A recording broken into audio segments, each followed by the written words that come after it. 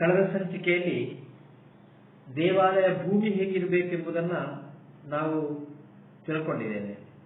ಆ ದೇವಾಲಯ ಭೂಮಿಯನ್ನು ಗ್ರಹಿಸಿಕೊಂಡು ಅಲ್ಲಿ ದೇವಾಲಯ ನಿರ್ಮಾಣ ಆದ ನಂತರ ಒಂದು ದೇವಾಲಯದಲ್ಲಿ ದೈವಿಕವಾಗಿರುವಂತಹ ಚೈತನ್ಯ ಪ್ರತಿಷ್ಠೆಯನ್ನ ಮಾಡಬೇಕು ಅಂತಾದ್ರೆ ಅದಕ್ಕೆ ಪೂರಕವಾಗಿ ಆ ದೇವರಿಗೆ ಸಂಬಂಧಪಟ್ಟಿರತಕ್ಕಂಥ ಗರ್ಭಗೃಹ, ನಮಸ್ಕಾರ ಮಂಟಪ, ಅದರ ಉಪವೇಶನಗಳು ಎಲ್ಲವೂ ಕೂಡ ಆಗಬೇಕು. ಅದೇ ರೀತಿ ದೈವಿಕವಾಗಿರುವಂತಹ ಚೈತನ್ಯಕ್ಕೆ ಪೂರಕವಾಗಿರುವಂತಹ ಬಿಂಬಾದಿಗಳ ರಚನೆ ಆಗಬೇಕು. ಇದೆಲ್ಲವನ್ನು ಕೂಡ ತಯಾರು ಮಾಡಿದ ನಂತರ ಆ ದೇವಾಲಯವನ್ನು ನಾವು ಪ್ರಾಸಾದ ಅಂತ ಕರೀತೇವೆ. ಅದೇ ರೀತಿ ಆ ದೇವ ಚೈತನ್ಯ ಪ್ರತಿಷ್ಠೆಗೆ ಪೂರ್ತಿಯಾಗಿರುವಂತಹ ಮೂರ್ತಿಯನ್ನ ಬಿಂಬ ಅಂತ ಕರೀತೇವೆ.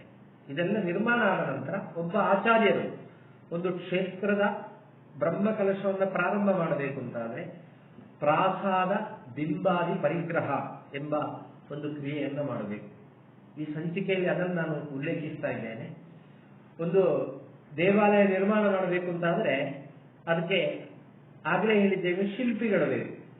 ಶಿಲ್ಪಶಾಸ್ತ್ರ ಪ್ರಕಾರ ಆ ದೇವಾಲಯ ನಿರ್ಮಾಣ ಆಗಬೇಕು. ಅದೇ ರೀತಿ ದೇವ ಚೈತನ್ಯ ಪ್ರತಿಷ್ಠೆಗೆ ಪೂರಕವಾಗಿರುವಂತಹ ಬಿಂಬ, ಆ ಬಿಂಬವನ್ನು ಕೂಡ ಶಿಲ್ಪಶಾಸ್ತ್ರ ಪ್ರಕಾರವೇ ರಚನೆ ಮಾಡಬೇಕು. ಗರ್ಭಗೃಹ, ನಮಸ್ಕಾರ ಮಂಟಪ, ಚತುರಂಗಣ, ಒಳಗಿನ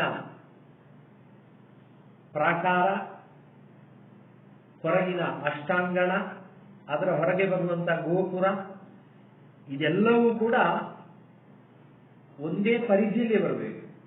ಶಿಲ್ಪಶಾಸ್ತ್ರದಲ್ಲಿ ಗರ್ಭಗೃಹಕ್ಕೆ ಅನುಗುಣವಾಗಿರುವಂತಹ ನಮಸ್ಕಾರ ಮಂಟಪ, ನಮಸ್ಕಾರ ಮಂಟಪಕ್ಕೆ ಅನುಗುಣವಾಗಿರುವಂತಹ ಚತುರಂಗಣ, ಆ ಚತುರಂಗಣಕ್ಕೆ ಅನುಗುಣವಾಗಿರುವಂತಹ ಪ್ರಾಕಾರ, ಆ ಪ್ರಾಕಾರಕ್ಕೆ ಅನುಗುಣವಾಗಿರುವಂತಹ ಅಷ್ಟಾಂಗಣ, ಅಷ್ಟಾಂಗಣಕ್ಕೆ ಅನುಗುಣವಾಗಿರುವಂತಹ ಗೋಪುರ, ಇದೆಲ್ಲವನ್ನು ಕೂಡ ಶಾಸ್ತ್ರ ಉಲ್ಲೇಖಿಸಿದೆ.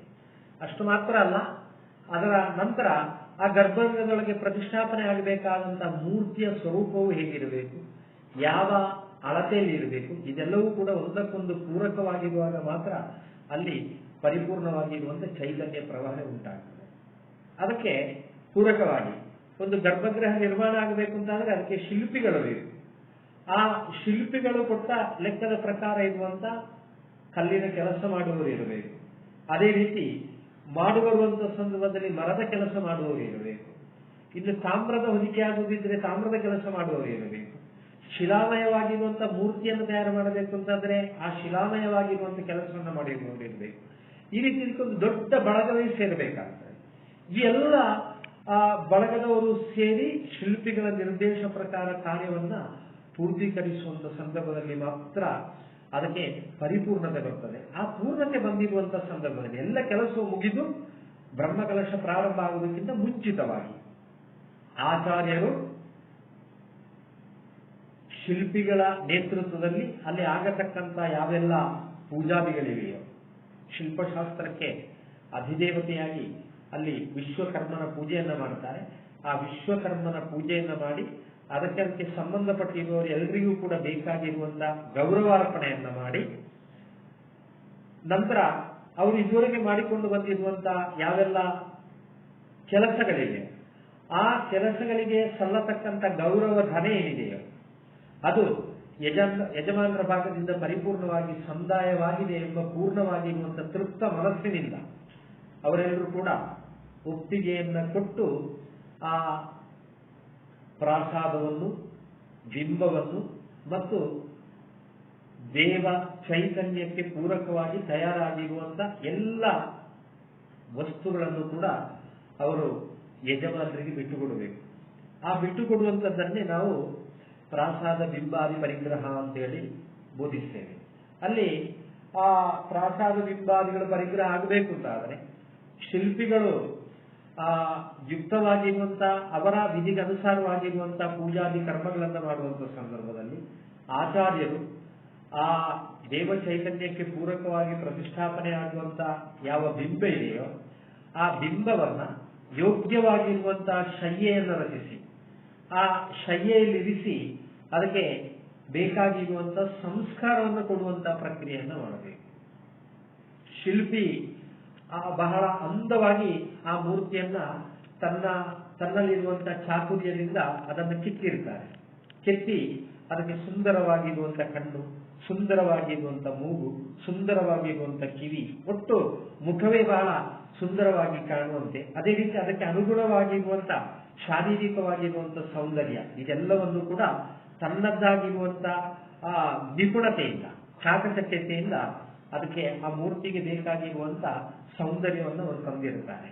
ಆದರೆ ಆ ಎಲ್ಲ ಸೌಂದರ್ಯದ ಪರಿಪೂರ್ಣವಾಗಿರುವಂತ ಆ ಬಿಂಬವನ್ನ ನಾವು ಪ್ರತಿಷ್ಠಾ ಯೋಗ್ಯವಾಗಿ ಸ್ವೀಕಾರ ಮಾಡಬೇಕು ಅಂತಾದರೆ ಎಲ್ಲಕ್ಕಿಂತಲೂ ಕೂಡ ಮಿಗಿಲಾಗಿರಬೇಕಾದ ಯಾವುದೆಂದ್ರೆ ಕಣ್ಣು. ಆ ಕಣ್ಣಿದ್ರೆ ಮಾತ್ರ ಭಗವಂತನಿಗೆ ಪರಿಪೂರ್ಣ ಈ ಪ್ರಪಂಚವನ್ನು ದೃಷ್ಟಿಸಲಿಕ್ಕೆ ಸಾಧ್ಯ ಆಗ್ತದೆ. ಆ ದೃಷ್ಟಿ ಪರಿಪೂರ್ಣವಾಗಿ ಜಾಗೃತವಾಗಿರ್ಲಿಕ್ಕೋಸ್ಕರವಾಗಿ ಅಲ್ಲಿ ಶಿಲ್ಪಿಗಳು, ಈ ಬಿಂಬವನ್ನು ತಯಾರು ಮಾಡಿರುವಂತಹ ಶಿಲ್ಪಿಗಳು ಕೊನೆಯದಾಗಿ ಆ ಕಣ್ಣಿನ ಕೆಲಸವನ್ನು ಬಾಕಿ ತೆಗುತ್ತಾರೆ, ಅದನ್ನು ಪೂರ್ತಿ ಮಾಡಿರುವುದಿಲ್ಲ. ಶಯ್ಯೆಯಲ್ಲಿ ಬಿಂಬವನ್ನಿರಿಸಿ ಆಚಾರ್ಯ ಸಮ್ಮುಖದಲ್ಲಿ ಅದಕ್ಕೆ ಆಗತಕ್ಕಂಥ ಯಾವುದೆಲ್ಲ ವಿಧಿವಿಧಾನಗಳಿವೆಯೋ ಆ ವಿಧಿವಿಧಾನವನ್ನು ಸಂಪೂರ್ಣ ಮಾಡಿದ ನಂತರ ಶಿಲ್ಪಿಗಳು ಅಲ್ಲಿ ನೇತ್ರೋಲ್ಲೇಖನವನ್ನು ಮಾಡುತ್ತಾರೆ. ಅಂದ್ರೆ ಚಿನ್ನದ ಸೂಜಿಯಿಂದ ಆ ದೇವರ ಬಿಂಬಕ್ಕೆ ಬೇಕಾಗಿರುವಂತ ಕಣ್ಣನ್ನು ತಯಾರು ಮಾಡುತ್ತಾರೆ ಎಂಬುದು ಸಂಕಲ್ಪ. ಆ ಕರ್ಮಾಂಗ ಯಾವ ರೀತಿ ಇರ್ತದೆ ಅಂದ್ರೆ ಬಹಳ ಗೌಪ್ಯವಾಗಿ ತನ್ನ ಶರೀರಕ್ಕೆ ಪರಿಪೂರ್ಣವಾಗಿ ಬಟ್ಟೆಯನ್ನು ಹೊಂದಿಕೊಂಡು ಆ ದೇವರ ಬಿಂಬದ ಕಣ್ಣುಗಳನ್ನ ಚಿನ್ನದ ಸೂಜಿಗಳಿಂದ ಆ ಶಿಲ್ಪಿಗಳು ಬಿಡಿಸ್ತಾರೆ ಎಂಬುದು ಸಂಕಲ್ಪ. ಆ ರೀತಿಯಾಗಿ ಅದು ಸಂಪೂರ್ಣ ರಚನೆ ಮಾಡಿ ಆದ ನಂತರ ಅದನ್ನ ಆಚಾರ್ಯರು ಕೂಡ ಉಲ್ಲೇಖನೆ ಮಾಡಿ ಚಿನ್ನದ ಕಿಂಡದಲ್ಲಿ ತುಂಬಿರುವಂತಹ ದನದ ತುಪ್ಪ ಮತ್ತು ಜೇನುತುಪ್ಪ ಇದೆರಡನ್ನೂ ಕೂಡ ಸೇರಿಸಿಕೊಂಡು ಆ ಬಿಂಬದ ಕಣ್ಣುಗಳಿಗೆ ನೇತ್ರ ಉನ್ಮೀಲನ ಎಂಬ ಪ್ರಕ್ರಿಯೆಯನ್ನು ಮಾಡಬೇಕು. ಆ ಕಣ್ಣಿಗೆ ಪರಿಪೂರ್ಣವಾಗಿರುವಂತಹ ಸಂಸ್ಕಾರವನ್ನು ಕೊಡುವಂತ, ತುಂಬುವಂತ ಆ ಕ್ರಿಯೆಯನ್ನು ಮಾಡಬೇಕು. ಅದನ್ನ ಪೂರ್ಣವಾಗಿ ಮಾಡಿದ ನಂತರ ಶಾಸ್ತ್ರ ಹೇಳುತ್ತದೆ ಅದ ಯಾವುದನ್ನು ಕೂಡ ನಾವು ಮುಟ್ಟುವಂತಿಲ್ಲ, ಬದಲಾಗಿ ಈ ಎಲ್ಲ ಕಾರ್ಯವನ್ನು ಮಾಡಿಕೊಟ್ಟಿರತಕ್ಕಂಥ ಶಿಲ್ಪಿ ಯಾರಿದ್ದಾರೋ ಆ ಶಿಲ್ಪಿಗಳಿಗೆ ಅಲ್ಲಿ ಉಪಯೋಗಿಸಲ್ಪಟ್ಟಂತ ಶಯ್ಯೆ ಆಗಲಿ, ಅಲ್ಲಿ ಉಪಯೋಗಿಸಲ್ಪಟ್ಟಂತ ದ್ರವ್ಯಗಳಾಗಲಿ, ಆ ಚಿನ್ನದ ಕಿಣ್ಣವಾಗಲಿ, ಆ ಚಿನ್ನದ ಸೂಜಿ ಆಗಲಿ, ಇದೆಲ್ಲವೂ ಕೂಡ ಬಹುಮಾನವಾಗಿ ಆ ಶಿಲ್ಪಿಗಳಿಗೆ ಕೊಟ್ಟು ಅದರ ನಂತರ ಅವರ ಕೈಯಿಂದ ಆ ಪ್ರಾಸಾದವನ್ನ ಪಡ್ಕೊಳ್ಳುವಂತ ಕ್ರಿಯೆಗೆ ಯಜಮಾನರು ಮುಂದಾಗಬೇಕು ಅಂತ. ಯಜಮಾನರಂದ್ರೆ ಒಂದು ವೇಳೆ ಕ್ಷೇತ್ರೇಶ್ವರು, ನಮ್ಮ ಪೂರ್ವಿಕವಾಗಿರುವಂತಹ ಸಂಪ್ರದಾಯದಲ್ಲಿ ಎಲ್ಲ ಕ್ಷೇತ್ರವೂ ಕೂಡ ರಾಜಾಭರಣದಲ್ಲಿತ್ತು. ಆಗ ರಾಜರದನ್ನು ಪಡ್ಕೊಳ್ಳಬೇಕು. ತದನಂತರ ಅದಕ್ಕೆ ಆ ದೇವಾಲಯದ ಕಾರ್ಯವನ್ನು ಮುಂದುವರಿಸಿಕೊಂಡು ಹೋಗ್ಲಿಕ್ಕೋಸ್ಕರವಾಗಿ ಕ್ಷೇತ್ರೇಶ ಅಂತ ಹೇಳುವಂತ ಪದವಿಯನ್ನ ಉಲ್ಲೇಖಿಸಿದ್ದಾರೆ. ಆ ಕ್ಷೇತ್ರವನ್ನು ಪರಿಪೂರ್ಣವಾಗಿ ನಡೆಸಿಕೊಂಡು ಬರುವಂತಹ ಕ್ಷೇತ್ರೇಶ್ವರೆಂದ್ರೆ ಯಜಮಾನರು ಅಂತ ಅರ್ಥ. ಮಲಯಾಳದಲ್ಲಿ ಹೇಳುವಂತ ಸಂದರ್ಭದಲ್ಲಿ ಊರಾಳ ಅಂತ ಹೇಳ್ತಾರೆ. ಆ ಊರಿಗೆ ಪ್ರಮುಖರಾಗಿರುವಂತ ವ್ಯಕ್ತಿ. ಅದು ಮುಂದುವರೆದು ಬರುವಾಗ ಈಗ ನಾವು ದೇವಾಲಯದಲ್ಲಿ ಸಮಿತಿಗಳನ್ನ ಮಾಡಿದ್ರೆ ಆ ಸಮಿತಿಯ ನೇತೃತ್ವದಲ್ಲಿ ಆಗಿದ್ರೆ ಆ ಸಮಿತಿಯ ಅಧ್ಯಕ್ಷರದರ ವ್ಯವಸ್ಥೆಯನ್ನು ನೋಡಬೇಕು. ಅದೇ ರೀತಿ ಸರ್ಕಾರದ ಭಾಗದಿಂದ ನಡೆಸಲ್ಪಡುವಂತ ದೇವಾಲಯವಾಗಿದ್ರೆ ಸರ್ಕಾರದ ಅಧಿಕೃತ ಪ್ರತಿನಿಧಿಯಾಗಿ ಅಲ್ಲಿ ಯಾರು ಕರ್ತವ್ಯವನ್ನು ಮಾಡುತ್ತಾರೋ ಅವರು ಯಜಮಾನ ಸ್ಥಾನದಲ್ಲಿ ನಿಂತು ಈ ದೇವಾಲಯವನ್ನ ಪಡ್ಕೊಳ್ಳುವಂತ ಪ್ರಕ್ರಿಯೆಗೆ ಮುಂದಾಗಬೇಕು. ಅದಕ್ಕೆ ಪರಿಪೂರ್ಣವಾಗಿರುವಂತಹ ಆ ಕರ್ತವ್ಯಗಳೇನಿವೆ ಆ ಕರ್ತವ್ಯಗಳನ್ನ ಅವಲಂಬಿಸಿಕೊಂಡು ಆ ಶಿಲ್ಪಿಗಳು ನಮಗೆ ಬರಬೇಕಾದ್ದೆಲ್ಲ ಬಂದಿದೆ ಅಂತ ಹೇಳುವಂತ ಸಂದರ್ಭದಲ್ಲಿ ಅಷ್ಟಾಗಿಯೂ ಕೂಡ ನಿಜವಾಗಿ ಶಿಲ್ಪಿಗಳಿಗೆ ಸ್ವರ್ಣದಾನವನ್ನು ಮಾಡಬೇಕು, ಭೂಮಿ ದಾನವನ್ನು ಮಾಡಬೇಕು ಅಂತೆಲ್ಲ ಶಾಸ್ತ್ರ ಉಲ್ಲೇಖಿಸಿದೆ. ಆ ರೀತಿ ಎಲ್ಲವನ್ನೂ ಕೂಡ ದಾನ ಮಾಡಿ ಅವರನ್ನು ತೃಪ್ತಿಪಡಿಸಿ ಅವರು ಮನಸ್ಸಂತೋಷದಿಂದ ಆ ದೇವಾಲಯವನ್ನ ಇನ್ನಿರುವಂತಹ ಕಾರ್ಯಗಳಿಗೆ ಬಿಟ್ಟುಕೊಡುವಂತ ವ್ಯವಸ್ಥೆ ಆಗಬೇಕು. ಅದಕ್ಕೋಸ್ಕರವಾಗಿ ಅವರನ್ನ ತೃಪ್ತಿಪಡಿಸಿ ಅವರಿಂದ ಆ ದೇವಾಲಯವನ್ನು ಪಡ್ಕೊಳ್ಳುವಂತ ಪ್ರಕ್ರಿಯೆಗೆ ಆ ಯಜಮಾನರು ಮುಂದಾಗಬೇಕು ಅಂತ ಶಾಸ್ತ್ರ ಬೋಧಿಸಿತು. ಅದೇ ರೀತಿ ಆ ಪ್ರಾಸಾದ ನಿರ್ಮಾಣ ಮಾಡುವಂತಹ ಸಂದರ್ಭದಲ್ಲಿ ಕೇವಲ ಒಬ್ಬ ಶಿಲ್ಪಿಗಳಿಂದ ಏನೂ ಸಾಧ್ಯ ಇಲ್ಲ. ಅದಕ್ಕೆ ಸಂಬಂಧಪಟ್ಟಿರುವಂತಹ ಬೇರೆ ಬೇರೆ ಬೇರೆ ಬೇರೆ ವಿಭಾಗಗಳಿವೆ. ಆ ವಿಭಾಗಗಳಲ್ಲಿ ಕೆಲಸ ಮಾಡಿರುವವರು ಯಾರೆಲ್ಲರೂ ಇರ್ತಾರೋ ಅವರೆಲ್ಲರೂ ಕೂಡ ಆ ದಿವಸದಲ್ಲಿ ಸನ್ನಿಹಿತರಾಗಿರಬೇಕು. ಅವರೆಲ್ಲರೂ ಕೂಡ ಸನ್ನಿಹಿತರಾಗಿದ್ದುಕೊಂಡು ಅವರವರ ವಿಧಿಗನುಸಾರವಾಗಿ, ಕಲ್ಲಿನ ಕೆಲಸ ಮಾಡುವವರಿಗೆ ಅವರದ್ದಾಗಿರುವಂತಹ ಸಂಪ್ರದಾಯ ಇರ್ತದೆ, ಮರದ ಕೆಲಸ ಮಾಡಿರುವವರಿಗೆ ಅವರದ್ದಾಗಿರುವಂತಹ ಸಂಪ್ರದಾಯ ಇರ್ತದೆ, ಇನ್ನಿತರ ಕೆಲಸಗಳನ್ನು ಮಾಡಿರುವವರಿಗೆ ಅವರದ್ದಾಗಿರುವಂತಹ ಸಂಪ್ರದಾಯಗಳಿರ್ತದೆ. ಆ ಎಲ್ಲ ಸಂಪ್ರದಾಯಗಳನ್ನು ಕೂಡ ಆಚರಿಸಿಕೊಂಡು ಬಂದು ಅವರಿಗೆ ಬೇಕಾಗಿರುವಂತಹ ಎಲ್ಲ ವಸ್ತ್ರೋತ್ತರ್ಯವನ್ನ ಕೊಟ್ಟು, ಅವರಿಗೆ ಬೇಕಾಗಿರುವಂತಹ ದಾನ ದಕ್ಷಿಣಾದಿಗಳನ್ನು ಕೊಟ್ಟು ಅವರು ಸಂತುಷ್ಟರಾಗಿ ಆ ದೇವಾಲಯವನ್ನ ಬಿಟ್ಟುಕೊಟ್ಟ ನಂತರ ಅಲ್ಲಿ ಆಚಾರ್ಯ ನೇತೃತ್ವದಲ್ಲಿ ಗರ್ಭಗೃಹದ ಒಳಗೆ ಸಲ್ಲತಕ್ಕಂಥ ಯಾವ ಗಣಪತಿಯ ಪೂಜೆ ಇದೆಯೋ, ವಿಶ್ವಕರ್ಮನ ಪೂಜೆ ಇದೆಯೋ, ಅದೇ ರೀತಿ ಆ ಭೂಮಿ ತಾಯಿಯ ಪೂಜೆ ಇದೆಯೋ ಆ ಎಲ್ಲ ಪೂಜೆಯನ್ನು ಕೂಡ ನೆರವೇರಿಸಿಕೊಂಡು ಆ ಎಲ್ಲ ದೈವಿಕವಾಗಿರುವಂತಹ ಚೈತನ್ಯಗಳನ್ನು ತೃಪ್ತಿಪಡಿಸಿಕೊಂಡು ಆಚಾರ್ಯ ಸಮ್ಮುಖದಲ್ಲಿ ಶಿಲ್ಪಿಗಳು ಆ ದೇವಾಲಯವನ್ನ ಇನ್ನು ಮುಂದೆ ಆಗತಕ್ಕಂಥ ಎಲ್ಲ ಪ್ರಕ್ರಿಯೆಗಳಿಗೋಸ್ಕರವಾಗಿ ಆ ಯಜಮಾನರಿಗೆ ಬಿಟ್ಟುಕೊಡ್ತಾರೆ.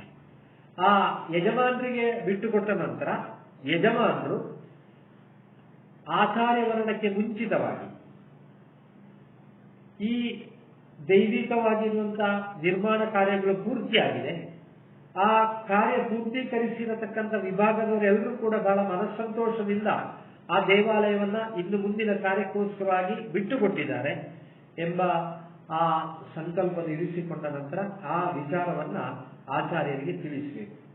ಆಚಾರ್ಯರು ಅದೆಲ್ಲವೂ ಕೂಡ ಪೂರ್ಣವಾಗಿದೆ ಎಂಬ ಘಟ್ಟದಲ್ಲಿ ನಂತರದ ಪ್ರಕ್ರಿಯೆಯನ್ನ ಮುಂದುವರಿಸಿಕೊಂಡು ಹೋಗ್ತಾರೆ. ಅದುವೇ ಶಾಸ್ತ್ರೀಯವಾಗಿ ಬೋಧಿಸಿದಂತ ಕರ್ಮಾಂಗ ಆಚಾರ್ಯವರ್ಣ ಎಂಬ ಪ್ರಕ್ರಿಯೆ. ಆ ಆಚಾರ್ಯವರ್ಣ ಪ್ರಕ್ರಿಯೆಯನ್ನ ಕೂಡ ಬಹಳ ವಿಧಿವತ್ತಾಗಿ ಶಾಸ್ತ್ರ ಬೋಧಿಸಿದೆ. ಯಾವ ರೀತಿ ಇರಬೇಕು ಒಂದು ದೇವಾಲಯದಲ್ಲಿ ಇರತಕ್ಕಂಥ ಆಚಾರ್ಯರು. ವಿಪ್ರ ಕುಲೀನ ಕೃತ ಸಂಸ್ಕ್ರಿಯೌಗ ಸ್ವಧೀತ ವೇದ ಆಗಮ ಶಾಸ್ತ್ರವೇತ್ತ ವರ್ಣಾಶ್ರಮಾಚಾರ ಪರೋಧಿ ದೀಕ್ಷೋ ದಕ್ಷಸ್ತಪಸ್ವಿ ಗುರುರಾಸ್ತಿಕೋಸ್ತು ಅಂತ ಶಾಸ್ತ್ರ ಬೋಧಿಸಿತು. ಆಚಾರ್ಯರು ಹೇಗಿರ್ಬೇಕೆಂದ್ರೆ ವಿಪ್ರಹ. ಇವತ್ತು ನಾವು ಸಾಧಾರಣವಾಗಿ ಹೇಳುವಂತ ಸಂದರ್ಭದಲ್ಲಿ ವಿಪ್ರ ಅಂದ್ರೆ ಪರ್ಯಾಯವಾಗಿ ಬ್ರಾಹ್ಮಣ ಅಂತ ಹೇಳುತ್ತೇವೆ. ಆದ್ರೆ ಶಾಸ್ತ್ರ ಉಲ್ಲೇಖಿಸಿರುವಂತ ವಿಚಾರ ಆ ವಿಪ್ರ ಎಂಬ ಪದದಲ್ಲಿಯೇ ಅದರ ಪರಿಪೂರ್ಣವಾಗಿರುವಂತ ವಿಚಾರ ಇದೆ. ವಿ ಅಂದ್ರೆ ವಿದ್ವತ್. ವಿದ್ವತ್ ಅಂದ್ರೆ ತಾನು ಮಾಡಿಕೊಂಡು ಬರುವಂತ ಕರ್ತವ್ಯ ಪರಂಪರೆಗಳೇನಿದೆಯೋ ಆ ಕರ್ತವ್ಯ ಪರಂಪರೆಗಳಿಗೆ ಪೂರಕವಾಗಿರುವಂತ ವಿಚಾರಗಳನ್ನ ಗ್ರಂಥದಿಂದ ಪರಿಪೂರ್ಣವಾಗಿ ಅಭ್ಯಸಿಸಿರಬೇಕು. ಒಂದು ದೇವಾಲಯದ ಶಿಲಾನ್ಯಾಸ ಮೊದಲುಗೊಂಡು ಒಂದು ದೇವಾಲಯದ ಸ್ತೂಪಿಗಾ ಪ್ರತಿಷ್ಠೆಯವರೆಗೆ ಇರುವಂತಹ ವಿಧಿವಿಧಾನಗಳ ಆಂತರಿಕವಾಗಿರುವಂತಹ ವಿಚಾರಧಾರೆಗಳೇನು, ಅದರಲ್ಲಿ ಅಡಕವಾಗಿರುವಂತಹ ತಾತ್ವಿಕವಾಗಿರುವಂತಹ ಸಂಜ್ಞೆಗಳೇನು, ತಾತ್ವಿಕವಾಗಿರುವಂತಹ ವಿಚಾರಗಳೇನು, ಆ ತಾತ್ವಿಕವಾಗಿರುವಂತಹ ಪ್ರಕ್ರಿಯೆಗಳನ್ನು ಅಳವಡಿಸಿಕೊಂಡು ಬರಬೇಕಾದ್ದು ಯಾಕೆ, ಅದರಿಂದ ನಾವು ಮಾಡಿಕೊಂಡು ಬರುವಂತಹ ಪ್ರಕ್ರಿಯೆಯಿಂದ ಅಲ್ಲಿ ಯಾವ ತತ್ವಗಳು ಜಾಗೃತವಾಗ್ತದೆ, ಇದೆಲ್ಲವನ್ನೂ ಕೂಡ ಪರಿಪೂರ್ಣವಾಗಿ ಬಲ್ಲವನಾಗಿರಬೇಕು. ಅದಕ್ಕೆ ಬೇಕಾಗಿರುವಂತಹ ಗ್ರಂಥ ಪಠನವನ್ನು ಮಾಡಿರಬೇಕು. ತಂತ್ರ ಸಮುಚ್ಚಯದಲ್ಲಿ ಬೋಧಿಸಲ್ಪಟ್ಟಿರುವಂತಹ ಎಲ್ಲ ಪ್ರಕ್ರಿಯೆಗಳ ಆಂತರಿಕವಾಗಿರುವಂತಹ ಅರ್ಥವನ್ನು ತಿಳಿದವನಾಗಿರಬೇಕು. ಒಂದೊಂದು ಕ್ರಿಯೆಗೂ ಕೂಡ ಒಂದೊಂದು ಅರ್ಥ ಇದೆ. ಆ ಒಂದೊಂದು ಪ್ರಕ್ರಿಯೆಯನ್ನು ಅನುಸರಿಸುವಂತಹ ಸಂದರ್ಭದಲ್ಲಿ ಅಲ್ಲಿ ನೀಡುವಂತಹ ತಾತ್ವಿಕವಾಗಿರುವಂತಹ ಸಂದೇಶ ಬೇರೆ ಬೇರೆಯಾಗಿರ್ತದೆ. ಈ ಎಲ್ಲ ಸಂದೇಶಗಳು, ಈ ಎಲ್ಲ ಸಂವಹನಗಳು ಪರಿಪೂರ್ಣ ಸೇರ್ಪಡೆಯಾಗುವಾಗಲೇ ಆ ದೇವಾಲಯ ಎಂಬ ಪರಿಕಲ್ಪನೆ ಪರಿಪೂರ್ಣವಾಗುತ್ತದೆ. ಅದಕ್ಕೋಸ್ಕರವಾಗಿ ಅದರಲ್ಲಿರತಕ್ಕಂಥ ಎಲ್ಲ ಆ ವಿಚಾರಗಳನ್ನು ಕೂಡ ಪೂರ್ಣವಾಗಿ ಅಭ್ಯಸಿಸಿಕೊಂಡವನಾಗಿರಬೇಕು. ಆ ರೀತಿ ಗ್ರಂಥ ಪಠನವನ್ನು ಮಾಡಿ ಆ ಗ್ರಂಥದಲ್ಲಿ ಬೋಧಿಸಲ್ಪಟ್ಟಂತಹ ವಿಚಾರಗಳನ್ನ ಪೂರ್ಣವಾಗಿ ಅರ್ಥವಿಸಿಕೊಂಡವನಾಗಿರಬೇಕು, ವಿದ್ವತ್ ಇರಬೇಕು. ಅದು ವಿ ಎಂಬ ಪದ ಸೂಚಿಸ್ತದೆ. ಇದು ಅಂದ್ರೆ ಪ್ರಾಜ್ಞತೆ. ಪ್ರಾಜ್ಞತೆ ಅಂದ್ರೆ ಬೇರೆ, ಗ್ರಂಥದಿಂದ ಕಲಿತಿರುವಂಥದ್ದು ಅದು ನಾವು ಕಲಿತದ್ದು ಮಾತ್ರ. ಆದರೆ ಆ ಕಲಿತಿರುವಂತಹ ವಿಚಾರವನ್ನು ನಾವು ಅಳವಡಿಸಿಕೊಂಡು ಬರಬೇಕು ಅಂತಾದ್ರೆ ಅದಕ್ಕೆ ಪರಿಪೂರ್ಣವಾಗಿರುವಂತಹ ಅನುಭವ ಇರಬೇಕು.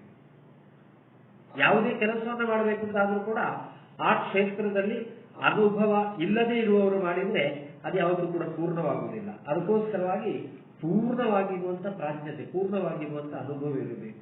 ಆ ಅನುಭವ ಸಿದ್ಧಿಸಬೇಕು ಅಂತಾದರೆ ಕೇವಲ ತಾನು ಗ್ರಂಥದಲ್ಲಿ ಕಲಿತ ಕೂಡಲೇ ಬಂದು ತನ್ನ ಕರ್ತವ್ಯವನ್ನು ಪ್ರಾರಂಭಿಸುವುದಲ್ಲ, ಬದಲಾಗಿ ಆ ಗ್ರಂಥದಲ್ಲಿ ಅಭ್ಯಸಿಸಿರುವಂತ ವಿಚಾರವನ್ನ ಅಳವಡಿಸಿಕೊಳ್ಳಿಕ್ಕೆ ಪೂರಕವಾಗಿರುವಂತ ಮಾರ್ಗದರ್ಶನವನ್ನು ಕೊಡತಕ್ಕಂಥ ಗುರುಗಳು.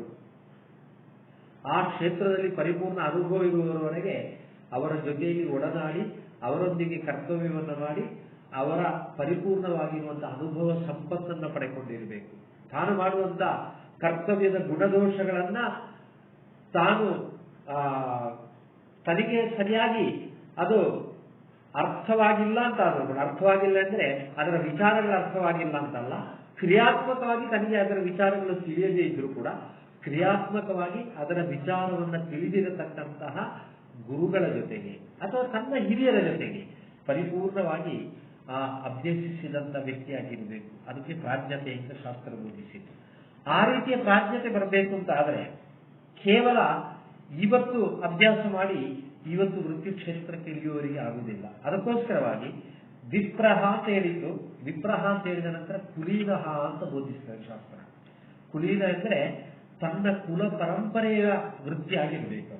ಆ ಕುಲ ಪರಂಪರೆಯ ವೃತ್ತಿಯಾಗಿದ್ದರೆ ಮಾತ್ರ ತನ್ನ ಹಿರಿಯರು ಮಾಡಿಕೊಂಡು ಬಂದಿರುವಂತಹ ವೃತ್ತಿಯಲ್ಲಿ ಪರಿಪೂರ್ಣವಾಗಿ ತೊಡಗಿಸಿಕೊಂಡು ಅವರ ಪೂರ್ಣವಾಗಿರುವಂತಹ ಆ ಮಾರ್ಗದರ್ಶನವನ್ನು ಪಡೆದುಕೊಂಡು ಅವರ ಜೊತೆಯಲ್ಲಿ ಕ್ರಿಯಾತ್ಮಕವಾಗಿ ಬೇರೆ ಬೇರೆ ಕ್ಷೇತ್ರಗಳಲ್ಲಿ ತೊಡಗಿಸಿಕೊಂಡು ಆ ದೈವಿಕವಾಗಿರುವಂತಹ ವೈಚಾರಿಕವಾಗಿರುವಂತಹ ಕಲ್ಪನೆಯನ್ನು ಪರಿಪೂರ್ಣವಾಗಿ ಅರ್ಥವಿಸಿಕೊಂಡು ದೇವಾಲಯದ ಯಾವ ಆ ಪರಿಧಿ ಇದೆಯೋ ಆ ಪರಿಧಿಯಿಂದ ತೊಡಗಿ ದೇವಾಲಯದ ಸ್ತೂಪಿಕ ಮುಗುಳಿಯವರೆಗೆ ಇರತಕ್ಕಂಥ ವಿಚಾರಗಳ ತಾತ್ವಿಕವಾಗಿರುವಂತಹ ಸಂದೇಶವೇನು, ತಾತ್ವಿಕವಾಗಿರುವಂತಹ ವಿಚಾರವೇನು ಎಂಬುದನ್ನು ಪರಿಪೂರ್ಣವಾಗಿ ಅರ್ಥವಿಸಿಕೊಳ್ಳಲಿಕ್ಕೆ ಸಾಧ್ಯವಾಗುತ್ತದೆ. ಅದಕ್ಕೋಸ್ಕರವಾಗಿ ಒಬ್ಬ ಆಚಾರ್ಯರು ಅಂತ ಹೇಳುವಂತಹ ಸಂದರ್ಭದಲ್ಲಿ ಅವರು ವಿದ್ವಾಂಸರಾಗಿರಬೇಕು, ಪ್ರಾಜ್ಞರಾಗಿರಬೇಕು, ಕುಲೀನರಾಗಿರಬೇಕು. ಅವರ ಪೂರ್ವಿಕರು ಕೂಡ ಇದೇ ವೃತ್ತಿಯಲ್ಲಿ ತೊಡಗಿಸಿಕೊಂಡಿರಬೇಕು. ಆ ಪೂರ್ವಿಕರಲ್ಲಿಯೂ ಈ ವೃತ್ತಿಯ ಬಗ್ಗೆ ಮಾರ್ಮಿಕವಾಗಿರುವಂತಹ ಜ್ಞಾನ ಇರಬೇಕು. ಅಂತ ಜ್ಞಾನ ಸಂಪನ್ನರಾಗಿರುವಂತಹ ಕುಲ ಪರಂಪರೆಯಿಂದ ಬಂದಿರುವಂತಹ ಆ ಆಚಾರ್ಯರನ್ನೇ ಸ್ವೀಕಾರ ಮಾಡಿಕೊಳ್ಳಬೇಕು ಅಂತ ಹೇಳಿ ಕೃತ ಸಂಸ್ಕ್ರಿಯವುಗ. ನಮಗೆ ಧರ್ಮಶಾಸ್ತ್ರದಲ್ಲಿ ಪೂರ್ವ ಷೋಡಶ ಮತ್ತು ಅಪರ ಷೋಡಶ ಅಂತ ಹೇಳೋ ಎರಡು ಸಂಸ್ಕಾರಗಳನ್ನು ಬೋಧಿಸ್ತವೆ. ಆಗ ಬದುಕಿರುವಾಗ ನಮಗೆ ಆಗಬೇಕಾದಂತಹ ಸಂಸ್ಕಾರಗಳೇನು, ತಾಯಿಯ ಗರ್ಭದಲ್ಲಿ ಅಂಡ ಸ್ವರೂಪದಲ್ಲಿ ಉತ್ಪತ್ತಿಯಾದ ನಂತರ ನಾವು ಇಲ್ಲಿ ನಾವಾಗಿ ಜೀವಿಸುವಲ್ಲಿವರೆಗೆ ಇರುವಂತಹ ಷೋಡಶ ಸಂಸ್ಕಾರಗಳನ್ನು ಬೋಧಿಸಿದೆ. ಆ ಷೋಡಶ ಸಂಸ್ಕಾರಗಳು ಕೂಡ ಆಗಿರಬೇಕು. ಗರ್ಭಾಧಾನ, ಪುಂಸವನ, ಸೀಮಂತ, ಜಾತಕರ್ಮ, ನಾಮಕರಣ, ಅನ್ನಪ್ರಾಶನ, ಚವಳ ಅಂತ ಮುಂದುವರಿತದೆ. ಈ ರೀತಿಯ ಷೋಡಶ ಸಂಸ್ಕಾರಗಳಾಗಿರಬೇಕು. ಶಾಸ್ತ್ರ ಹೇಳ್ತದೆ ಮದುವೆ ಆಗಿ ಇರಬೇಕು, ಮಕ್ಕಳೇ ಇರಬೇಕು, ಅಂತವರು ಮಾತ್ರ ಯಾವತ್ತೂ ಕೂಡ ಆಚಾರ್ಯ ಸ್ಥಾನದಲ್ಲಿ ಇರಬಹುದಷ್ಟೇ ಅಂತ. ಆದರೆ ಶಾಸ್ತ್ರದಲ್ಲಿ ಮತ್ತೊಂದು ಉಲ್ಲೇಖವೂ ಕೂಡ ಇದೆ. ಅದು ಯಾರಿಗೆ ಅಂದ್ರೆ ಯಜಮಾನ ಸ್ಥಾನದಲ್ಲಿ ನಿಲ್ಲುವಂತ ಆಚಾರ್ಯರಿಗೆ. ಹೆಚ್ಚು ಆ ತಾಂತ್ರಿಕ ಪರಂಪರೆಯಲ್ಲಿ ಯಾವತ್ತೂ ಕೂಡ ತಂದೆಯ ಗರಡಿಯಲ್ಲಿ ಮಕ್ಕಳು ತಯಾರಾಗುವಂಥದ್ದು ಸಂಪ್ರದಾಯ ಆಗಿರುವ ಕಾರಣ ಆ ತಂದೆಯಾದವರು ಬದುಕಿರುವಂತಹ ಸಂದರ್ಭದಲ್ಲಿ ತನ್ನ ನೇತೃತ್ವದಲ್ಲಿ ಮಗನ ಮುಖಾಂತರ ಪ್ರತಿಷ್ಠಾಪನೆ ಮಾಡಿಸುವುದಕ್ಕೆ ಶಾಸ್ತ್ರ ವಿರೋಧ ಇಲ್ಲ. ಆದರೂ ಕೂಡ ಆ ಸಂಸ್ಕಾರಗಳು ಹೊಂದಿದವರೇ ಆಚಾರ್ಯರಾಗಿರಬೇಕು ಅಂತ ಶಾಸ್ತ್ರ ಬೋಧಿಸಿ ಎಲ್ಲ ತಾನು ಮಾಡಿಕೊಂಡು ಬರತಕ್ಕಂಥ ಆ ಕರ್ತವ್ಯ ಏನಿದೆಯೋ ಆ ಕರ್ತವ್ಯದ ಬಗ್ಗೆ ಇರುವಂತ ಎಲ್ಲ ವಿಚಾರವನ್ನು ಕೂಡ ಅರಿತವನಾಗಿರಬೇಕು. ಅದಕ್ಕೆ ಬೇಕಾಗಿರುವಂತಹ ವೇದ, ಆಗಮ, ಜ್ಯೋತಿಷ್ಯ, ಶಿಲ್ಪ ಇದರಲ್ಲಿ ಉಲ್ಲೇಖಿಸಲ್ಪಟ್ಟಂತ ತಾನು ಮಾಡಿಕೊಂಡು ಬರುವಂತಹ ಕರ್ತವ್ಯ ಪರಂಪರೆಗೆ ಪೂರಕವಾಗಿರುವಂತಹ ವಿಚಾರಗಳ ಜ್ಞಾನ ಅವನಲ್ಲಿ ತುಂಬಿರಬೇಕು. ಅದೇ ರೀತಿ ದಕ್ಷಸ್ತಪಸ್ವಿ ಗುರುರಾಸ್ತಿಕೋಸ್ತು ಅಂತ ಬೋಧಿಸಿತು. ತನ್ನ ಕರ್ತವ್ಯದಲ್ಲಿ ದಕ್ಷತೆ ಇರಬೇಕು. ಏನು ದಕ್ಷತೆ ಅಂದರೆ ತಾನು ಮಾಡಿಕೊಂಡು ಬರುವಂತಹ ಕರ್ತವ್ಯ ಪರಂಪರೆಯಿಂದ ಈ ಭೂಮಿಗೆ, ಈ ಪರಿಸರಕ್ಕೆ, ಈ ಸಮಾಜಕ್ಕೆ, ಈ ಮನುಕುಲಕ್ಕೆ, ಈ ಲೋಕಕ್ಕೆ ಒಳಿತಾಗಬೇಕು ಎಂಬ ಚಿಂತನೆ ಇರಬೇಕು. ಅದೇ ರೀತಿ ಕೇವಲ ಕರ್ತವ್ಯವನ್ನು ಮಾಡಿಕೊಂಡು ಬಂದರೆ ಸಾಲದು, ಕರ್ತವ್ಯಕ್ಕೆ ಪೂರಕವಾಗಿರುವಂತಹ ಒಳಿತು ಕೆಡುಕುಗಳನ್ನು ಗಮನಿಸಿಕೊಂಡು ಅಲ್ಲಿ ತಾತ್ವಿಕವಾಗಿರುವಂತಹ ನಿರ್ಣಯವನ್ನು ತೆಗೆದುಕೊಳ್ಳುವುದರೊಂದಿಗೆ ಆತ್ಮಸ್ಥೈರ್ಯದೊಂದಿಗೆ ತನ್ನ ಕರ್ತವ್ಯ ಪರಂಪರೆಯನ್ನು ಮುಂದುವರಿಸಿಕೊಂಡು ಬರಬೇಕು ಅಂತಾದ್ರೆ, ಸಂಶಯಗಳಿಲ್ಲದೆ ತಾನು ಕರ್ತವ್ಯವನ್ನು ಮಾಡಿಕೊಂಡು ಬರಬೇಕು ಅಂತಾದ್ರೆ ಅವನಲ್ಲಿ ಆಂತರಿಕವಾಗಿ ತಪೋಶಕ್ತಿ ಇರಬೇಕು. ಆ ರೀತಿ ತಾನು ಮಾಡಿಕೊಂಡು ಬರುವಂತಹ ಕರ್ತವ್ಯದಲ್ಲಿ ಯಾವತ್ತೂ ಕೂಡ ಪ್ರಾಮಾಣಿಕತೆಯನ್ನು ಉಳಿಸಿಕೊಂಡು ದಕ್ಷತೆಯಿಂದ ಆ ಭಗವಂತನ ಸೇವೆ ಮಾಡಲಿಕ್ಕೆ ಇರುವಂತಹ ಅವಕಾಶ ತನಗೆ ಲಭಿಸಿದೆ ಎಂಬ ಭಾವನೆಯೊಂದಿಗೆ, ಭಾವನಾತ್ಮಕವಾಗಿರುವಂತಹ ವಿಚಾರಧಾರೆಯೊಂದಿಗೆ ಆ ಕರ್ತವ್ಯ ಕ್ಷೇತ್ರದಲ್ಲಿ ತೊಡಗಿಸಿಕೊಳ್ಳುವವನಾಗಿರಬೇಕು. ಅದೇ ರೀತಿ ಅವರಲ್ಲಿ ಆಂತರಿಕವಾಗಿ ಪರಿಪೂರ್ಣವಾಗಿರುವಂತಹ ತಪೋಶಕ್ತಿಯು ತುಂಬಿರಬೇಕು. ತಾನು ಮಾಡಿಕೊಂಡು ಬರುವಂತಹ ಕರ್ತವ್ಯ ಪರಿಪೂರ್ಣತೆಗೆ ದೇವರ ಗುರು ಹಿರಿಯರ ಎಲ್ಲರ ಅನುಗ್ರಹವು ಲಭಿಸಬೇಕು ಎಂಬ ಪ್ರಾರ್ಥನೆಯೊಂದಿಗೆ ಆ ಕರ್ತವ್ಯ ಪೂರ್ಣತೆಯನ್ನು ಮಾಡಲಿಕ್ಕೆ ಶಕ್ತನಾಗಿರುವವರು ಮಾತ್ರ ಯಾವತ್ತೂ ಕೂಡ ಆಚಾರ್ಯರಾಗಿರಬೇಕು. ಅಂತ ಆಚಾರ್ಯ ವರ್ಣವನ್ನು ಮಾಡಿಕೊಂಡು ಮುಂದುವರಿಬೇಕು ಅಂತ ಶಾಸ್ತ್ರ ಬೋಧಿಸ್ತಾರೆ.